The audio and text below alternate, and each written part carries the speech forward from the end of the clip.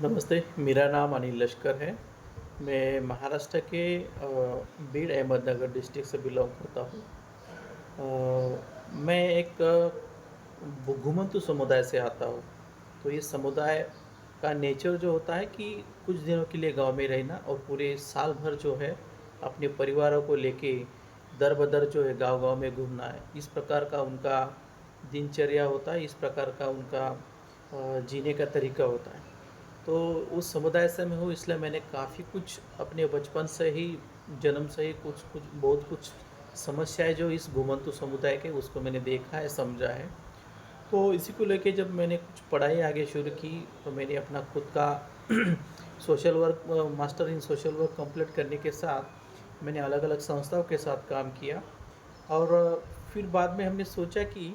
जिस समुदाय से हम आते हैं उसकी आप समस्याएँ जो है आज भी उसी तरह से है, उसी जगह पे है। तो giving to back to the society हमने हमारा जो नौकरी का जो पेशा था उसको छोड़ के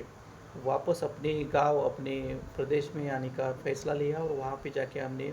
पूरे समुदाय का उस प्रदेश का जब अभ्यास करना शुरू किया, तब हमें समझ में आया कि ये जो घुमंतु समुदाय जो है और यहाँ के जो लोग जो है हर साल में 6 महीने के लिए, 10 महीने के लिए जो स्थलांतर करते हैं, माइग्रेशंस करते हैं, उसके पीछे यहाँ की भौगोलिक परिस्थिति है। क्योंकि जो हम प्रदेश में रहते हैं ये most of the time drought prone area है, दुष्काल सदृश प्रदेश है। इसलिए यहाँ पे ज़्यादातर समुदाय जो है, जो वर्कर्स है, जो घुमंतु समुदाय है, अपने जीवन को चरितार्थ को चलाने के लिए उनके सामने कोई ऑप्शन या पर्याय नहीं रहता, इसलिए वो अपने परिवार को लेके माइग्रेशन करते हैं। तो इसी को लेके जब माइग्रेशन करते हैं तो अल्टीमेटली बहुत सारी चीज़ों के ऊपर उसका असर होता है। जैसे कि हमने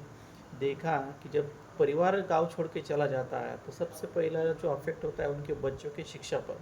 इनके बच्चे जो है वो शिक्षा नहीं कर पाते और शिक्षा नहीं कर पाते इस कारण फिर जनरेशन टू जनरेशन जो इनके समुदाय में काफ़ी समस्याएँ निर्माण होते हुए दिखती है। शिक्षा नहीं है तो अपने आप आगे जाके ये बच्चों में ये जो युवक है इनके अंदर व्यसनाधीनता जो है एडिक्शन का प्रमाण बढ़ते हुए हमें दिखता है। उसको आगे जाके अगर हम देखें तो उसी का जब एडिक्शन बढ़ता है तो चाइल्ड मैरिज का इशू उनके उनमें हमें दिखता है। चाइल्ड मैरिज के साथ-साथ भी कम उम्र में जब ये शादी होती है, एडिक्शन का प्रमाण होता है, तो पुरुषों का मरने का रेशियो ज़्यादा है, बच्चों का मरने का रेशियो ज़्यादा है, विधवाओं का समस्या वहाँ पे क्रिएट होते हुए हमें दिखता है। और फाइनेंशियली महिलाओं के ऊपर शारीरिक रूप से हेल्थ इश्यूज़ हमें दिखता है, फाइनेंशियली बहुत सारी चीज़ें इनके ऊपर असर करती है। तो ये कुल मिला के ये सारी चीज़ों का जो इम्पैक्ट है, ये इसका रीज़न जो है, रूट कॉज़ जो है, ये है यहाँ की भौगोलिक रचना, यहाँ की भौगोलिक परिस्थिति, जिसी को हम क्लाइमेट चेंज बोलते हैं। उसका ये परिणाम है कि ये लोगों को यहाँ पे रोज़गार उपलब्ध न होने के कारण ये अपना गाँव छोड़ के बाहर चले जाते हैं। तो उसी को, इस समस्या को गंभीरता से लेके हमने फिर संस्था का निर्माण किया और उसके साथ-साथ हमने एक छोटा-सा काम शुरू किया। इस प्रकार के झुग्गी-झोपड़ियों पे जाके हमने बस्तियों पे जाके इनके बच्चों को पहले वर्ग लेना शुरू किया, का प्रयास शुरू किया। खुलेआम बच्चों को शिक्षा देने का हमने काम शुरू किया। फिर धीरे-धीरे हमने छोटा-सा एक सेटअप बना के वहाँ पे बच्चों को सिखाने का काम शुरू किया। आज हम 15-20 बच्चे ऐसे हैं जो माता-पिता जाने के बाद पीछे उनको सँभालने के लिए कोई नहीं होता है। तो ऐसे बच्चों को हम एक निवासी रूप से एक शेल्टर होम में रख के वहाँ पे उनको शिक्षा देने का और खाने-पीने का इंतज़ाम करते हैं, उनको वहाँ पे एक अच्छा भविष्य देने का काम करते हैं। और साथ ही साथ जो भी जब जो भी उनके बुज़ुर्ग हैं, जो भी पीछे जो घर पे रहते हैं, तो इनके साथ भी हम कुछ काम करते हैं ताकि ये लोगों को और कठिनाइयाँ ना सहन करनी पड़े। और हम चाहते हैं कि ये सारी चीज़ों को अगर टैकल करना है तो कहीं न कहीं जाके ये लोगों को अपने गाँव में स्टेबल करना बहुत ज़रूरी है, इनका माइग्रेशन रोकना बहुत ज़रूरी है।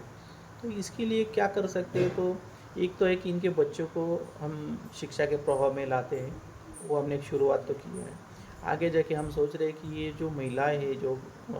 सामुदायिक समुदाय है, इनको अगर हम कौशल्य आधारित स्किल बेस्ड कुछ छोटे-मोटे स्किल का ट्रेनिंग देके, छोटा-मोटा व्यावसायिक प्रशिक्षण देके अगर इनको हम अपने ही गाँव में छोटा-मोटा व्यवसाय उद्योग के आधार पे अगर उनको हम स्टेबल कर सकते हैं, ज उनका रोज़ी-रोटी अगर हम उसको पूरा कर सकते हैं उसके आधार पे, तो ये समुदाय जो है ये बाहर जाने की कोशिश नहीं करेगा, जगह पे गाँव में रहेगा। तो एक बार ये समुदाय अगर स्टेबल होता है तो अपने आप रोज़गार के आधार पे वो गाँव में अगर रहता है तो बच्चों का शिक्षण, पढ़ाई अच्छा होगा और साथ ही साथ अलग-अलग प्रकार के शासकीय सरकारी योजनाओं का वो लाभ उठा सकते हैं, उनका उपभोग ले सकते हैं और धीरे-धीरे अपना जो लाइवलीहुड जो है उसको वो अच्छे तरह से ठीक कर सकते हैं और आगे जाके हम इन्हीं लोगों के साथ मिलके इस पर्यावरण को ठीक करने के लिए